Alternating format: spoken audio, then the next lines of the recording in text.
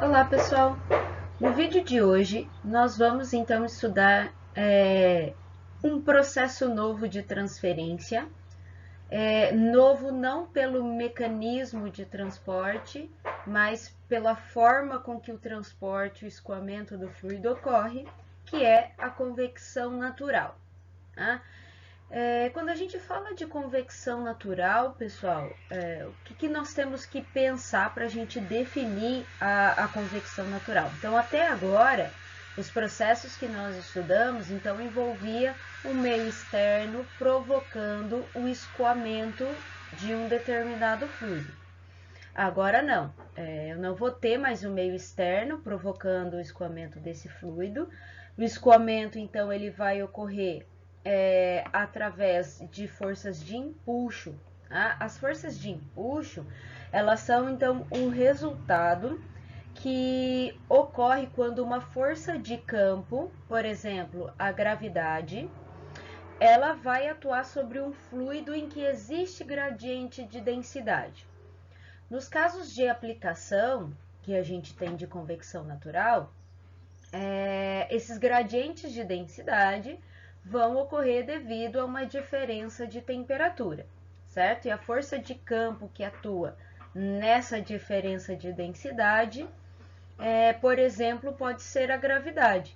Então, o resultado disso é a ocorrência de forças de empuxo que provocarão o movimento do fluido.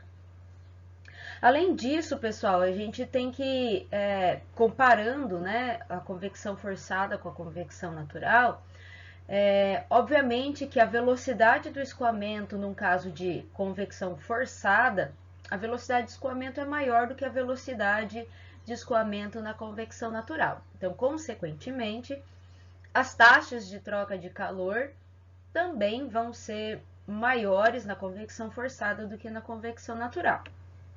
Isso não é um motivo para a gente dar mais importância, por exemplo, para a convecção forçada e não dar tanta importância para a convecção natural. Há uma série de aplicações de engenharia importantes da convecção natural, tá? Principalmente quando a gente precisa minimizar a taxa de troca de calor, quando a gente está pensando mais em isolamento. Então, a resistência governante dos processos é a resistência à convecção natural, certo? Então, a gente tem que ficar atento a isso, né? Por exemplo, quando eu quero resfriar uma serpentina de um determinado sistema de refrigeração, né? Então, vai ser resfriado pelo ar vizinho a essa serpentina. Então, é um processo de convecção natural que vai acontecer ali. Além da convecção natural, ela ser bem importante na área ambiental, né? Então, ela explica muito movimentos atmosféricos dos oceanos, tá? Tudo através dos mecanismos de convecção natural. Pessoal, então como nós dissemos no slide anterior, a convecção natural ela vai acontecer quando houver forças de empuxo que vão induzir as correntes de convecção natural. Então a força de empuxo ela vai ocorrer quando aparece uma força de corpo que atua no fluido no qual existe gradiente de massa específica. E nós vimos que geralmente esse gradiente de massa específica vai acontecer quando eu tiver um gradiente de temperatura, certo? Aí sim eu tenho a formação de correntes de convecção natural. Pessoal, só que a presença de um gradiente de densidade ou de massa específica não garante que vá ocorrer correntes de convecção natural. Então, para explicar um pouquinho isso, vamos observar essa figura que eu apresento para vocês. Então, nós temos o caso A e o caso B. No caso A, pessoal, eu vou colocar aqui T2 é maior que T1 e no caso B, T1 é maior que T2. O que nós temos aqui? Nós temos um fluido confinado entre duas placas, tá? Então, a placa de cima tem temperatura T1, a placa de baixo tem temperatura T2. Então, as placas estão em diferentes temperaturas. E eu tenho um fluido confinado aqui nesse meio, certo? Então, pessoal, nós temos uma diferença de temperatura e, portanto, nós vamos ter uma diferença de densidade.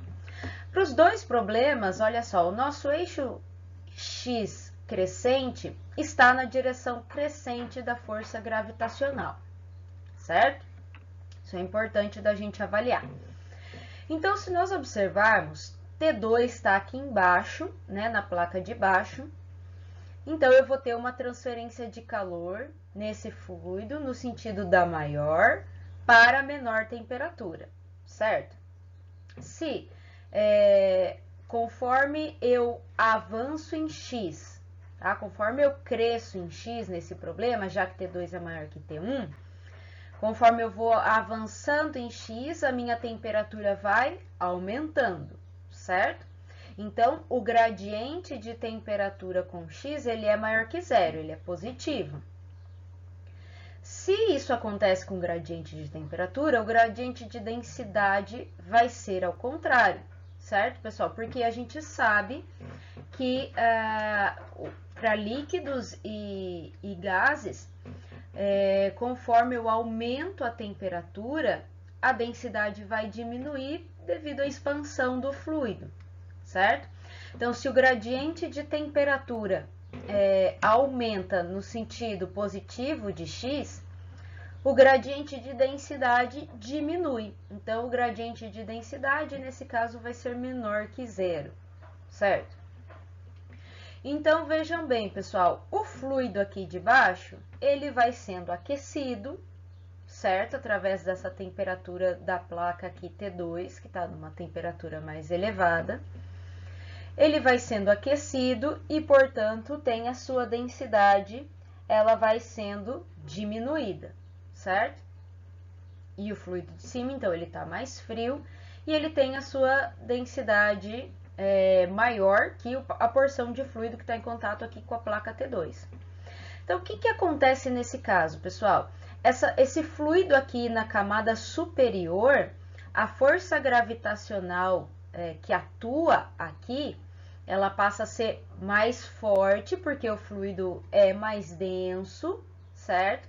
Então, ele atua e vence aqui, pessoal, as forças viscosas que mantêm o fluido estável, certo? Então, as forças viscosas estão presentes aqui também, só que essa força, o campo gravitacional que atua nessa porção de fluido que está em cima, ela passa a ser maior que essas forças viscosas que mantêm o fluido estável, certo?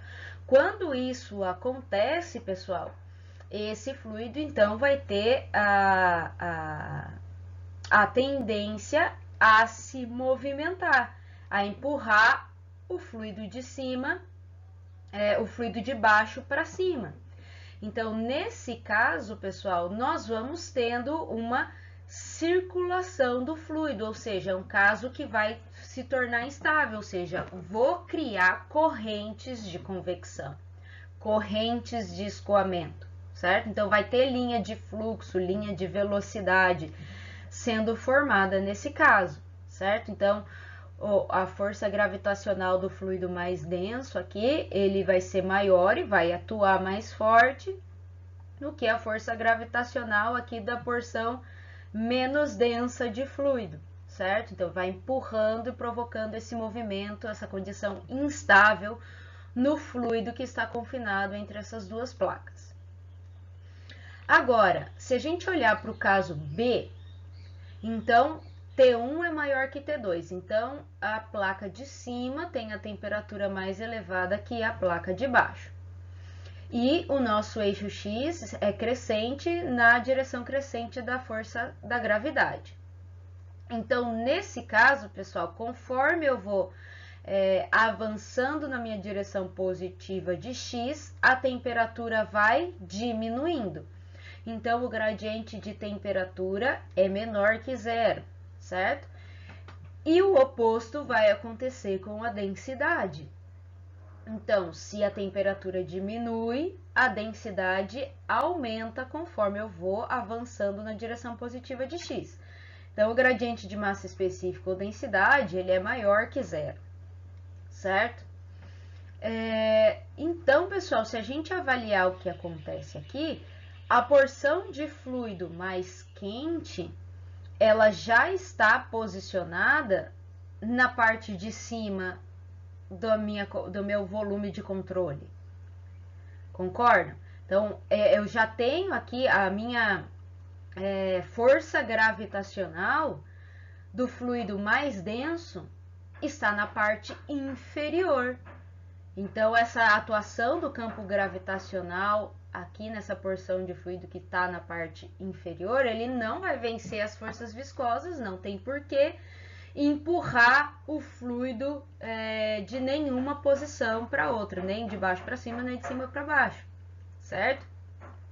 Então, nesse caso, pessoal, eu tenho uma condição estável, eu não vou ter geração de correntes de convecção natural e, portanto, eu não vou ter forças de empuxo ocorrendo neste caso, apesar de haver gradiente de densidade no fluido, certo?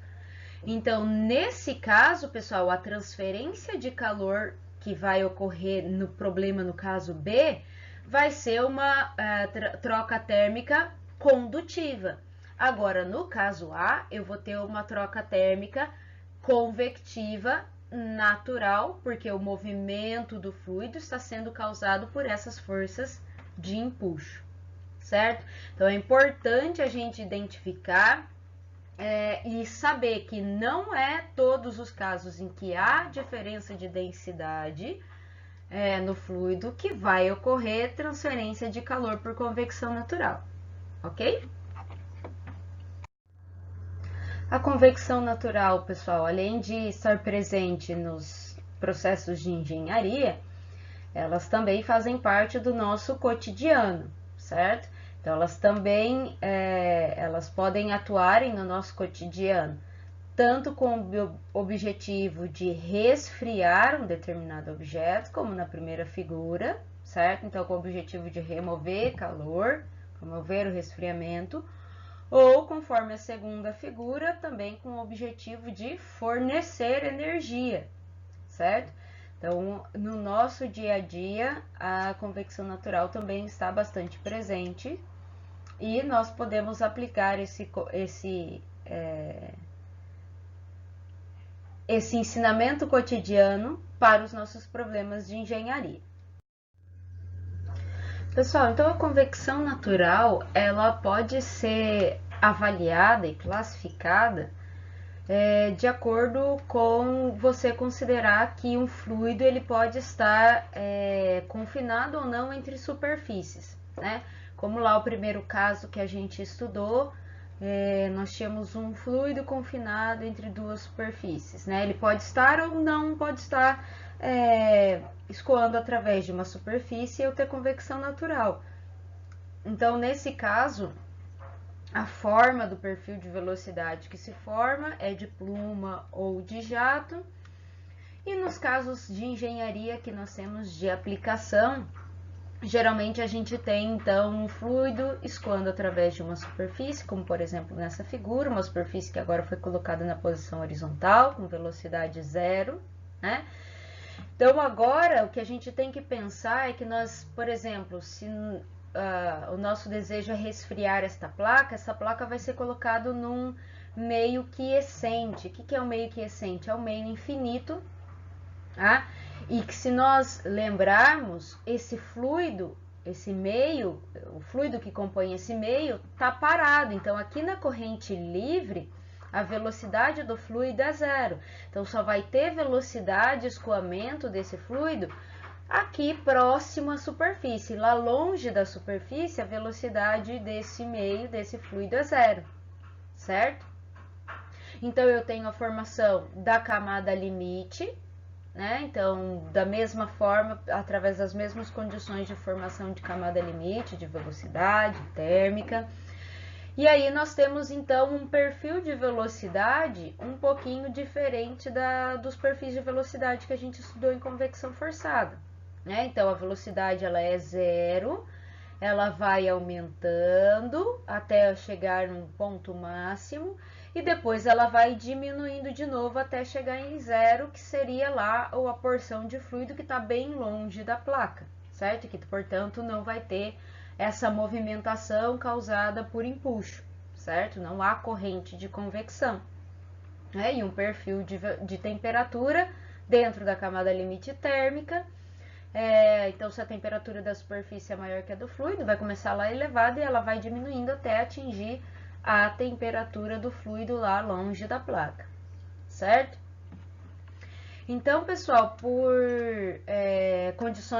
considerações de similaridade, então lembra que a solução de Blausius, você impor uma variável similar para resolver as equações térmicas e as equações da velocidade de convecção, é o método que é usado aqui também para convecção natural.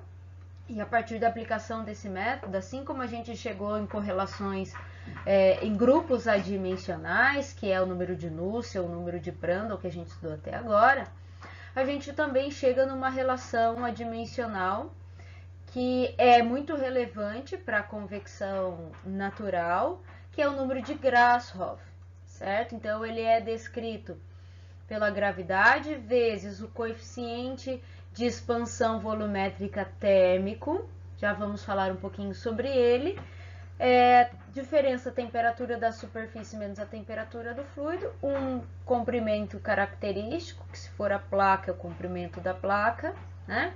Dividido pela viscosidade cinemática, certo? Esse número adimensional, pessoal, ele tem basicamente o mesmo significado que o número de Reynolds tem para convecção forçada. Então, o número de Reynolds estava nos ajudando a qualificar o escoamento. Se o escoamento é laminar ou turbulento. O Grashof também vai nos permitir caracterizar o escoamento agora de corrente livre ou corrente natural, certo? Então, vai ser ele que nós vamos precisar avaliar aí. Professora, mas convecção natural, a gente falou lá no início, né, que a velocidade do fluido de um processo em que ocorre convecção natural, ele é muito menor do que a velocidade que pode ser implicada sobre o fluido através do meio externo, do ventilador ou de uma bomba, né? Então, se a velocidade é menor, é possível que o escoamento livre ele seja turbulento? Vocês podem estar se perguntando isso. Sim, é possível que seja turbulento, tá? E pode ser laminar ou ele pode ser turbulento. O número de Grashof vai nos ajudar a definir isso. Então, assim como Reynolds tem um valor limite para o Grashof, tá? Um crítico, né? Um valor crítico. E mesmo que a minha velocidade não seja tão alta, eu posso ter alguma flutuação no escoamento. A minha placa, por exemplo, ela pode ser rugosa, então ela não é perfeitamente lisa, então se ela for rugosa, tiver alguma rugosidade, eu vou ter flutuação no escoamento e, portanto, eu posso ter formação de vórtices, e se isso acontecer, eu tenho um escoamento turbulento, né? Então, pode ocorrer uma série de flutuações no escoamento e, portanto, ele se torna turbulento. Então, para convecção natural também existe, vamos precisar considerar, então, para calcular o nosso coeficiente convectivo de convecção natural, nós vamos precisar de correlações empíricas, e essas correlações, então, elas vão ser função do escoamento. O H continua dependendo da geometria, do escoamento, das propriedades do fluido, certo? Daquela série de variáveis que a gente já estudou até aqui. Falando um pouquinho sobre o coeficiente de expansão volumétrica térmico, pessoal, então ele é uma propriedade termodinâmica, nós podemos encontrar ele de forma tabelada, mas, pessoal, o significado dele, físico, para a gente entender um pouquinho, ele vai me dar como ocorre essa variação da densidade ou massa específica em função da temperatura, certo? Então, no lugar desse Dρ de massa específica Dρ de T, eu poderia considerar um Δρ, um ΔT, né? Lembrando que ρ pode ser calculado por P sobre RT, né? Lembrando que é só pensar na unidade aqui que eu vou trabalhar, da constante dos gases, tá? Então, se eu substituir nesse ρ aqui em cima, então eu fico com 1 sobre ρ, P sobre RT ao quadrado, tá? Esse T mais esse T aqui, por isso que ficou T ao quadrado. E aqui eu tenho mais um ρ, esse ρ também pode ser substituído, então fazendo algumas aproximações, tá, pessoal? Não utilizando uma equação de estado para resolver esse problema, tá?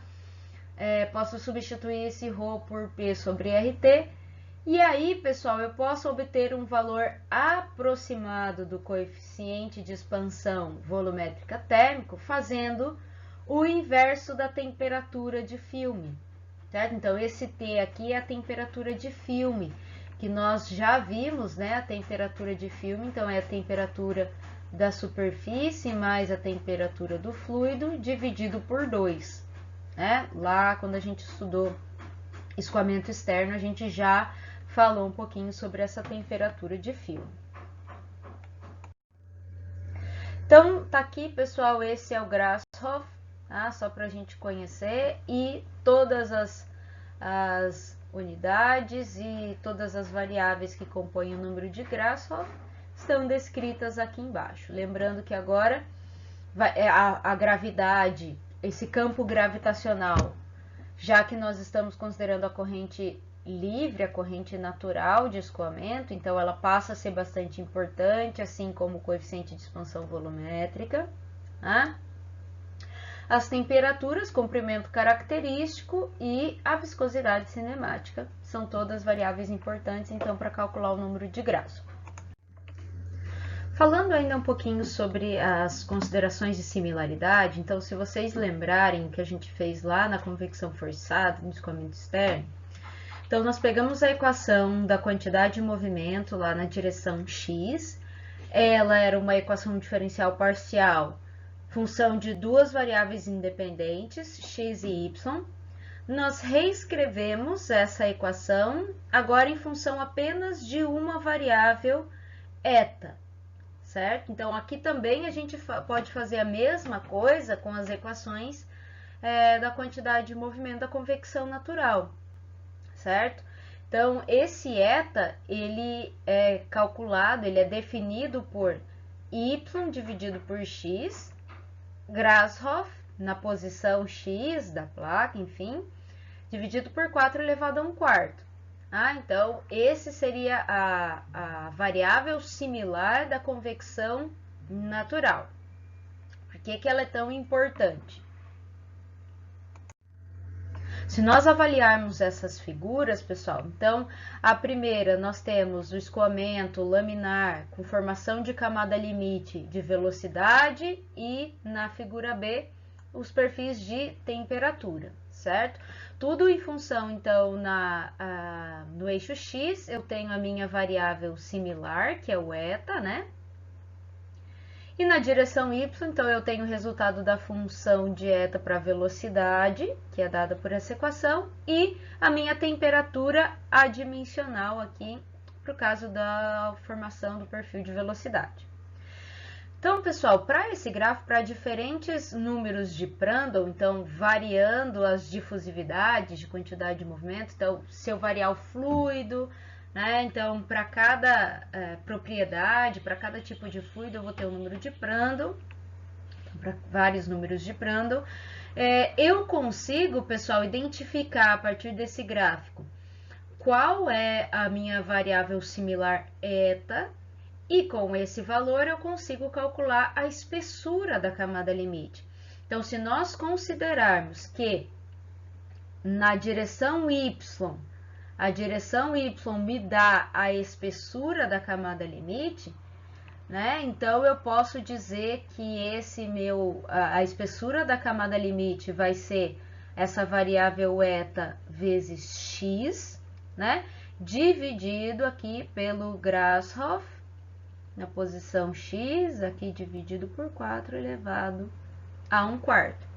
Então, essa relação e esses gráficos me permitem, então, se eu conseguir encontrar o valor da variável similar, eu consigo calcular a espessura da camada limite, certo? Só uma informação, pessoal, que geralmente a espessura da camada limite de convecção natural, ela é maior do que a espessura da camada limite da convecção forçada, certo? Isso tudo em função da velocidade do escoamento, certo? Então, geralmente, as espessuras da camada limite da convecção natural, ela é menor do que, ela é maior, perdão, do que no caso de convecção forçada. Pessoal, nós precisamos falar um pouquinho sobre os efeitos da turbulência na convecção natural, porque é o seguinte, primeiro que a convecção natural ela não está restrita só ao escoamento laminar. E segundo, que a presença da corrente livre ou natural, que nós já estamos conversando há um tempo, então ela se origina a partir de uma instabilidade no escoamento, certo? Então, alguma contribuição da turbulência vai ter. Sempre que eu tiver uma instabilidade, eu vou ter, mesmo que momentaneamente, uma parte do escoamento turbulento. Certo? Então, precisamos falar um pouquinho sobre essa contribuição turbulenta que pode haver na convecção natural. Né? Então, nessa situação, pessoal, a gente trabalha com um grupo adimensional que é chamado número de Rayleigh. Na verdade, nós vamos aproveitar o Grashof, que a gente já definiu anteriormente, e o número de Rayleigh nada mais é que a multiplicação do número de Grashof vezes o número de Prandtl. E aí é o valor de Rayleigh crítico que nós vamos usar para qualificar os nossos escoamentos, certo? Então, o número de Grashof, ele é a gravidade, o coeficiente de expansão volumétrica térmico, temperatura da superfície menos T infinito, comprimento característico elevado à terceira, viscosidade cinemática elevado ao quadrado, vezes o número de Prandtl, que é a viscosidade cinemática, dividido pela difusividade térmica. Né? Então, trabalhando um pouquinho com essa equação, eu tenho a definição aqui do número de Rayleigh, tá, pessoal? Então, se nós olharmos para essa nossa figurinha aqui, que ela demonstra, então, a transição da camada limite do escoamento laminar para o turbulento, então, em placas planas, então, o meu Reynolds crítico, o meu comprimento crítico aqui, e além de ser determinado não mais agora pelo número de Reynolds, nós podemos qualificar essa transição entre escoamento laminar e turbulento a partir de um Rayleigh crítico, que é aproximadamente 10 a nona. Né? Então, quanto o valor de Rayleigh for maior que 10 a nona, nós temos a caracterização de um escoamento natural turbulento, certo?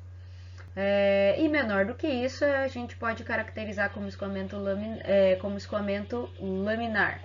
escoamento livre ou natural laminar, ok? Então, nós vamos utilizar bastante o número de Rayleigh até agora para definir as nossas correlações, porque nós queremos, pessoal, nós sabemos que para calcular as taxas ou os fluxos de troca de calor, nós vamos usar a lei de resfriamento de Newton. Então, a lei de resfriamento de Newton, ela é válida para todos os processos de convecção. O que vai acontecer é que o nosso H, ele vai ser influenciado agora por uma condição de escoamento diferente, que é a partir das correntes naturais ou correntes livres, que a gente chama, né? Então, nós ainda precisamos calcular qual é o coeficiente convectivo, certo? Para a gente resolver os nossos problemas, encontrar valores de taxa e de fluxo, né? Então, pessoal, nós vamos ter que encontrar correlações para Nusselt. E essas correlações, então, elas vão estar agora em função desse número de Rayleigh, que nós vamos apresentar Rayleigh críticos para diferentes geometrias. Pessoal, então as nossas correlações, Agora, para a convecção natural, para a gente encontrar o valor de núcleo e a partir do núcleo a gente encontrar o H, então só lembrando, núcleo vai ser o H vezes um comprimento característico dividido pela condutividade térmica do fluido. Só que agora esse número de núcleo vai ser calculado, então, em função do número de Rayleigh. Então, geralmente, a minha equação, a minha correlação vai ter esta carinha que eu apresento para vocês. Então, vai ser uma constante vezes o número de Rayleigh elevado a um determinado expoente. Geralmente, pessoal, esse N é 0,25 para escoamento laminar e 0,33 para escoamentos turbulentos. Esses valores, então, que nós apresentamos de N, pessoal, são válidos para a placa. Nós já veremos outras correlações para diferentes geometrias. Apresentando, então, algumas correlações para a convecção natural externa, tá? Para diferentes casos. Então, a gente sabe, né, que o H ele é função de uma série de propriedades e variáveis. Então, vamos separar aqui para a gente apresentar as nossas correlações para núcleo. Então, separando placa na vertical e na horizontal. Tá? Então, eu tenho uma correlação de núcleo que segue aquele formato que a gente apresentou no slide anterior. Então, variando a constante e o expoente N para escoamento laminar e turbulento, definido pelos intervalos do número de Rayleigh. E se eu quiser uma equação para o núcleo válido para todo o intervalo do número de Rayleigh, eu também posso usar essa equação para núcleo. Tá? Geralmente, por simplicidade, a gente define, calcula o Rayleigh primeiro para definir se o escoamento é laminar e turbulento e trabalha com essa equação mais simples para o núcleo. No caso da placa horizontal, então, o comprimento característico vai ser a relação de área superficial com perímetro. Tá? E aí eu tenho correlações separadas. Primeiro, se a superfície superior de uma placa for aquecida ou a superfície inferior resfriada. Nesse caso, respeitando os intervalos de Rayleigh, eu tenho as duas correlações apresentadas aqui, ou se a superfície inferior da placa for aquecida ou a superior resfriada, respeitando o intervalo aí para o Rayleigh, eu posso usar esta correlação última aqui para o número de núcleo. Mudando a geometria, pessoal, então apresentando uma correlação para cilindro e uma correlação para esfera. Então, no caso de cilindro horizontal longo, respeitando, né, que o Rayleigh tem que ser menor ou igual que 10 a 12, eu posso usar essa correlação, então vai ser função do Rayleigh e do Prandtl. Tá? E para a esfera, respeitando o intervalo aí, o valor para Rayleigh e o valor para Prandtl, tá? Eu posso usar essa última correlação para o número de núcleo, e com o número de núcleo eu consigo calcular o coeficiente convectivo de transferência de calor e a partir daí calcular taxas e fluxos, certo? Pessoal, demais correlações a gente pode consultar as nossas referências, a referência básica, o Incrópera, e todas as nossas referências da nossa disciplina apresentam uma série aí de correlações para diferentes casos, para se calcular o núcleo, correlações para se calcular o núcleo e em seguida o H. Esse exercício eu deixo para vocês tentarem resolver, na próxima aula a gente vai comentar um pouquinho sobre ele. Lembrando, pessoal, que então as propriedades do fluido para a gente trabalhar, por exemplo, para calcular Prandtl, a gente precisa de propriedades, enfim, elas vão ser adquiridas novamente na temperatura de filme. Então, a gente tem que fazer a temperatura de filme para buscar os dados tabelados das propriedades, certo? E o coeficiente de expansão volumétrica, ele vai ser o inverso da temperatura de filme,